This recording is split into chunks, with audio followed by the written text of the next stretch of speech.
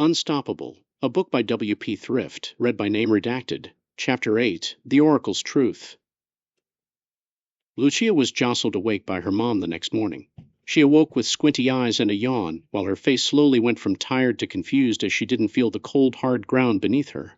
Suddenly a heartwarming smile expanded across her face as she remembered that she'd gotten to sleep in a bed that night, all warm and snug. "Good morning, Mommy," Lucia said while the words were overtaken by a yawn, making them go high-pitched and cute near the end while her face scrunched up and she stretched her arms out while yawning. "She's so precious," Elizabeth internalized. "We have a long, busy day ahead of us, child," Elizabeth said. "Lucia, I mean." "More cleaning around the house, or are we replacing the front door? You'd said you'd like to fix it." "Perhaps tomorrow, weather permitting," Elizabeth replied. "But no, today we're going to hike up the Oracle Mountains. You'll be able to put the durability of your new clothes to the test." "Hike up a whole mountain? In one day?" "It's not hard to hike to the summit and back in a single day. If I traveled alone, I could do it twice over." "Not you." "I'll carry you if it gets to be too hard." "Oh, okay." Lucia's mind was put at ease. But then, from curiosity, "So what's up the mountain? Some new treasure?" "No, we're going to see the Oracle," Elizabeth said. "That way you can have your fortune told the same as I did." Lucia pouted. "But I don't want my fortune told." Elizabeth was shocked to hear that. Even as a small child, Elizabeth had always been fascinated by the idea of an old, immortal man that lived at the top of the mountain that could see visions of the future. It never once occurred to her that Lucia would feel any differently about this. "But don't you want to know if you'll be who you want to be when you grow up?" Elizabeth asked. "No, because I'm happy exactly as I am now. And I know that with you as my mom I can do anything, so why do I need some old man to tell me what I already know?" Elizabeth frowned, but considered those words. She genuinely began to reconsider the journey up the mountain today. She could just stay here and fix the door to her house, and start making plans to go and formally buy the deed to this place. She and Lucia could just stay right here, and everything would be fine. "No, Lucia doesn't understand. I need to know that she'll be okay. I can't just hope things will work out. I have to be certain." Elizabeth made up her mind. "Well, I'll go and speak to the Oracle about unrelated matters then, never you mind what about. I'd planned for us to hike up the mountain today, so that's what we will do. It'll be a good bonding exercise." And exercise, Lucia's turn to frown now. "I'm tired of hiking. I was hoping to take one full day off from it." "Don't you want to grow up to be strong like your mom?" "Yes." "Then get ready. We're going for a hike up the mountain." Lucia got dressed considerably faster than her mom, as she only needed to slip a vest back over her shirt and slip on her shoes. The rest of her clothes she'd slept in. Her mom, meanwhile, had the entire night's ensemble of armor to put on, bending her arms in strange, disjointed manners to reach and fasten all of the straps to bind her armor on firmly. "I could help you with that if you'd like," Lucia offered. "Ha!" Elizabeth laughed. "I'm surprised the thought never occurred to me, child. Yes, if you wish to be a knight someday like me, you can start by being my squire right now. Your first duty as squire, help me strap on the back plate. It's that thing there, slide it through that." Elizabeth instructed Lucia on where all the straps fastened to, and piece by piece her daughter helped her put her suit of armor together. "You look great, Mom." Lucia grinned, feeling like she was partly responsible for her mom looking so good in her armor now that she'd helped her put it all on. Elizabeth smiled at the compliment, but was in fact far more amused by something else entirely. She was amused by how quickly Lucia had grown comfortable calling her mom. And that was after Lucia had gone out of her way to try and call her Liz at first, to be more informal. Elizabeth could have pointed this out to her, but decided not to. She was far happier being called Mom than Liz. "Thank you. Let's go." "Breakfast?" Elizabeth halted in her tracks. Sure." They stopped by the same diner on their way through town to order new bowls of rice and veggies. This time Elizabeth paid with the very last coin she had to her name. She'd planned to save it as a toll fee to go through the noble district. There was a passage for servants to travel through when they were headed out into town to run errands for their lords. That passage could be utilized by the townfolk for a fee, which would allow them to journey straight through to the foot of the mountain. As they no longer had a fee for the toll, they would have to go the long way around, all the way around the massive walls and up the more rugged, less managed landscape surrounding it. All the while they were watched by guards walking along the top of the walls. There were massive bells at the four corners, the front two corners of the white wall, and the back two corners of the onyx wall. These bells would sound if ever they were to be attacked by some kind of invading force or monster. In her entire life, Elizabeth had only ever heard the bells run once, and it was only as a drill to make certain they worked. The townsfolk were notified of the test which was to happen and everything. The bell's chime was so deep, so haunting, she could feel it resonate within her very soul. Their sound reverberated throughout the mountains, and could certainly be heard even as far away as Castle Von Dread itself. Elizabeth prayed she'd never hear those bells chime again. Not for them sounding the alert for an attack, or even just for a test. They were too loud, too jarring. The knights patrolling the wall saw her walking with the girl, and they waved down to her. She waved back up at them. They knew her well, even at a distance. She'd worn this same set of armor for a few years now, and virtually everyone had seen her in it at one time or another. They didn't know why she was walking alongside the wall, but they knew she was no threat, so the knights merely observed her out of casual curiosity. It was something to do while passing the time while on duty. "Any of those friends of yours?" Lucia asked her. "Perhaps one of them is," Elizabeth replied. "I had some friends in the knighthood, but I couldn't possibly recognize any faces at this distance." It was pressing noon when they reached the foot of the mountain. They'd spent too much time eating and then going the long way around. Elizabeth had hoped to already be halfway up the mountain by now. Lucia was also slowing her down a bit, but not by much. She'd already spent days traveling with that girl and knew that she could push herself to travel along remarkably fast for her age. Mountain hiking is a bit harder than journeying through the woods. It's far more important to stay hydrated. Drink all you want from the canteen I gave you while be making frequent stops by streams that run down the mountain. Lucia nodded. They reached the first set of stone steps which had been carved into the stone in the mountain ages ago. It was 1,000 steps up, spiraling around the mountain as it went. Despite the heavy armor she wore, Elizabeth treaded up the steps effortlessly. However, Lucia began to feel like she was the one wearing the plated armor only halfway up the steps. Her legs grew so heavy. Hearing her daughter start to whine about the steps, she let her hop on her back to piggyback her up the rest of the steps. There was a stream to take a break at the top, and then a second flight of stairs that stretched up another 2,000 steps. "How many steps to the top?" Lucia fretted. "If memory serves, there are 5 more stairways separated by large slabs of stone we'll need to traverse using pulleys and ropes. I didn't bring any rope, so we'll have to hope someone left us one. And if they didn't, worry not, I can climb a sheer cliff with my fingertips alone." "How many steps up those other stairs?" "At least a few thousand, each." Elizabeth was surprised it took them until near dusk to reach the summit of the mountain. They would be traveling back down in the dark. No matter, she could borrow a torch from the oracle before she left. There were several burning outside of his simple wooden hut right now. Surely he could part with one of them. Lucia noticed a small pond with koi swimming around in it. The water was crystal clear, so it was easy to see the fish. Elizabeth told her she could wait by the koi pond while she went to see the oracle. She wouldn't be gone long. Entering the wooden hut, she looked back one last time to confirm that Lucia was still there, still safe. This was the first time she'd been more than 10 feet away from her daughter since she'd become her daughter. She felt a chill up her spine. She looked back inside the hut and saw the bald, bone-thin man sitting with his legs twisted up into seemingly a knot beneath him as he sat on a bamboo rug. "Welcome, Sir Elizabeth, Knight of the King. Unstoppable warrior, scourge to monsters everywhere. What brings you to see my humble personage this day?" The oracle spoke to her, a sly grin showing badly browning teeth on his face.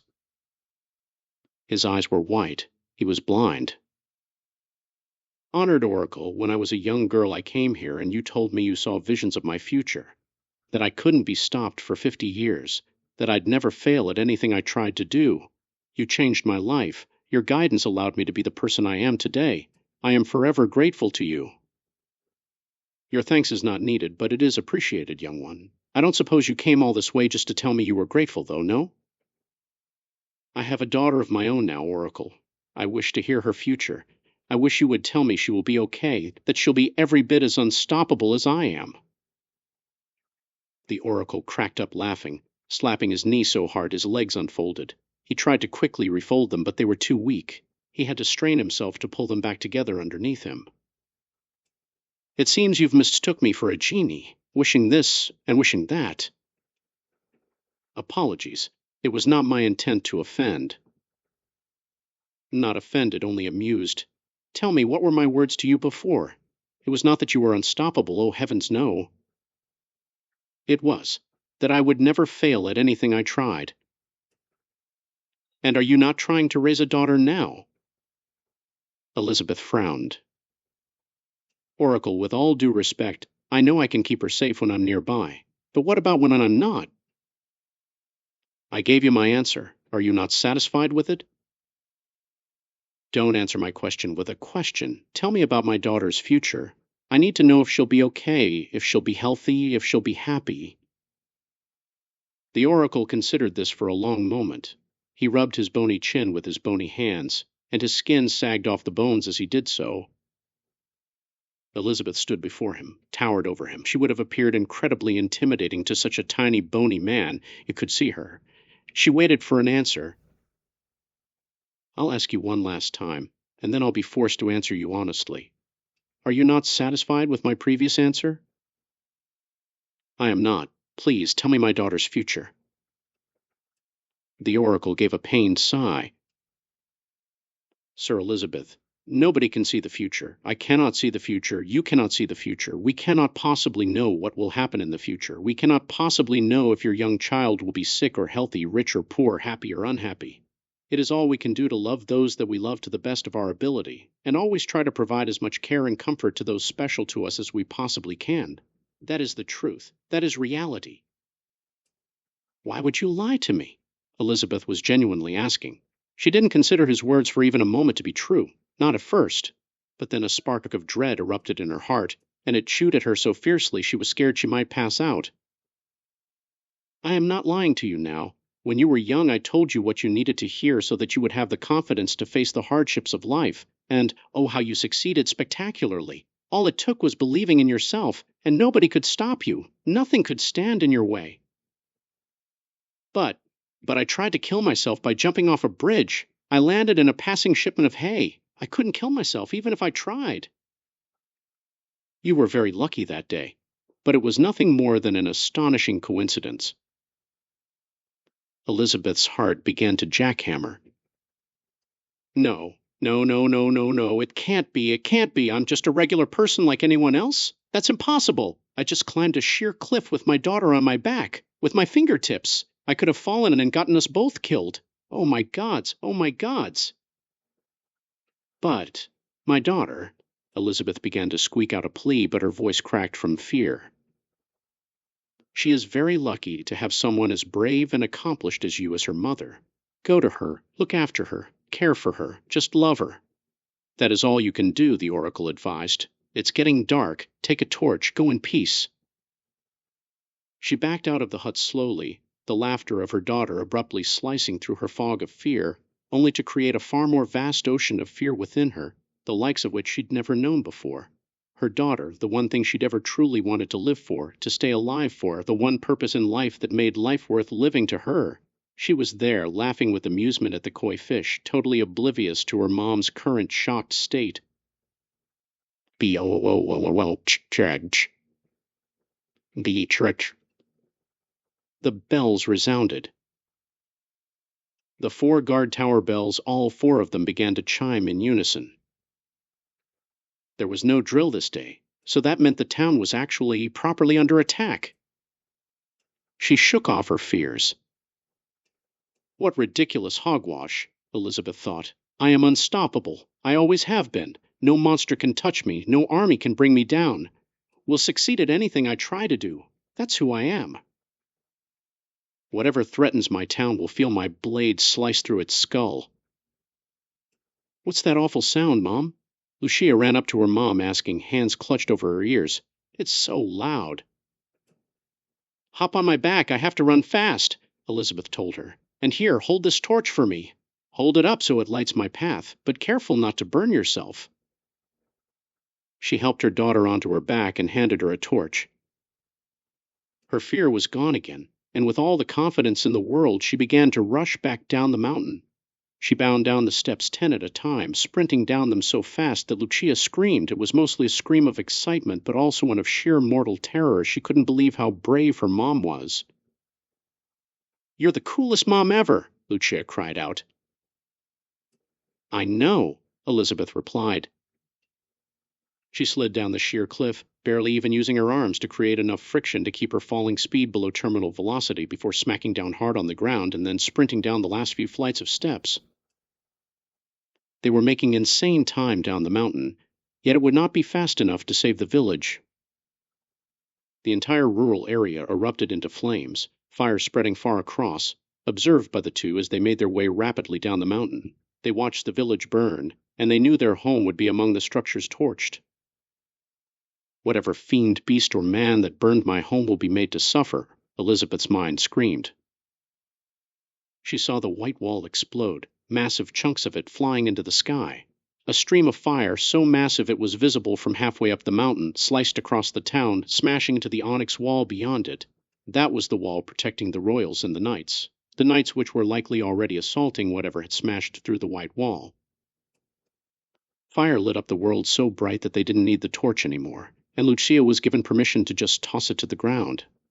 As they hit the trees below, Elizabeth kind of regretted that, as they were still pitch black as they approached the back gates to the royal district. "Let me through! I can slay the monster!" Elizabeth shouted at the knights guarding the gate. "Yes, ma'am, at once!" one shouted, and began to turn a large wooden wheel to lift the gate. "Are you daft? Who is this woman?" the other guard demanded of the first. "Are you daft? That's Sir Elizabeth, she is. Demon Slayer Elizabeth, and the town is under attack by a demon. Now open the bloody gate, or I'll open your skull with the backside of my axe." Both knights began to turn their respective wheels to open the gate at that point. The other knight just had to trust his comrade on this one. "A demon attacked us, you say?" "Indeed it did. Biggest monster I've ever seen. I'm glad to be out here guarding the perimeter. Would hate to be anyone trapped in there with that beast. Godspeed to you, Elizabeth. You'll need it." "This will be over the second I reach the beast," she told him. "Mom's the best," Lucia agreed. "Why do you have a child riding on your back when you're going to fight a demon?" the second knight asked. "Less gabbin' and more gate openin'," the first knight shouted. Elizabeth slipped under the gate the second it was high enough to get through, and she rushed through town straight towards the onyx gates. She expected she'd need to demand someone else open those, but before she could even reach them, they erupted outward, tons of molten stone from the erupting wall, blasting outward and smashing up the royal district like so much shrapnel from a massive bomb. People panicked and rushed around in every which direction, all trying to find the least flammable hiding place or abandoning other burning structures to simply try and run out of the town altogether. The only person walking towards the source of the explosion was Elizabeth, with Lucia riding on her back the whole way. "This demon's going to be sorry when you get your hands on it," Lucia shouted with a degree of bloodlust in her voice. It would have made Elizabeth wince if she hadn't been so focused on the task at hand. Emerging from the smoldering remains of the gates was a massive serpent-faced demon which stood above all the rest. A demon which Elizabeth was very familiar with. It was the very same archdemon which she had faced in Castle Von Dread. She knew its cage of light had been damaged, but chose to let the beast live anyway. Never in her wildest dreams did she think the archdemon would free itself so fast and then come and track her down. It must have followed her here. There's no other explanation for why it'd be here. A sinking feeling of disgust swelled within her as she realized she was responsible for the travesty which was unfolding here today. What's worse, if she'd just stayed home, she could have intercepted it long before it burned the village. As it stood, no part of her home, no tier, no level of it remained unscorched. This archdemon had just upended her entire world.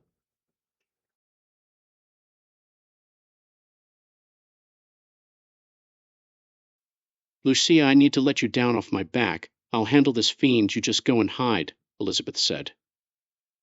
"But Mom, what if—" "Just go." Lucia slid off her back and started to run. and much to Elizabeth's horror, the archdemon from 100 yards away picked up on this instantly. It hadn't even seen the night yet, but it felt Lucia's presence. The archdemon rushed at the girl, and Elizabeth slid between the two of them, swinging her sword in the air, daring the archdemon to come any closer. "Puny knight, I've come to eat the child. Rid yourself from my presence, and I'll make your death painless," the archdemon bellowed.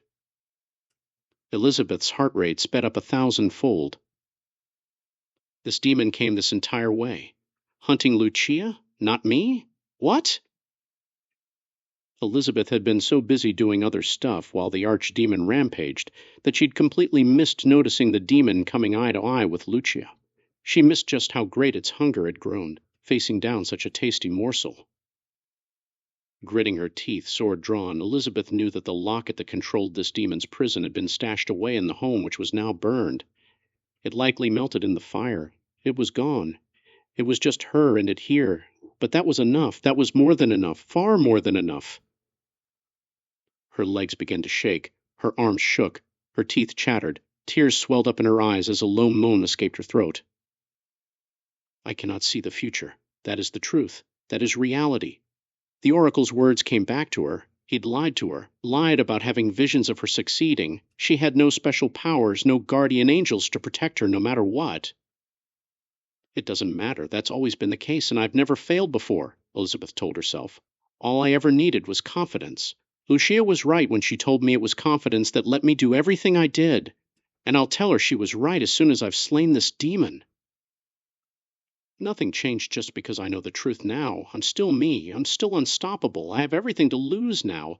If I die, this village will burn. Everything I've worked for will be gone. Lucia will die if I fail here today. That's why I can't lose, no matter what. I will slay this demon like I've slain countless others."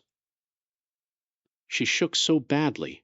All the color drained from her skin, her mind racing, overthinking every move, every action. She couldn't just spring forward like she always had before, acting on instinct. Elizabeth knew she just needed to close her eyes, clear her mind, focus up, be the cold, methodical, calculating killer she'd always been. She could do it. This archdemon was nothing to her, especially now when so many were counting on her. "Die, demon!" Elizabeth shouted, rushing at the archdemon.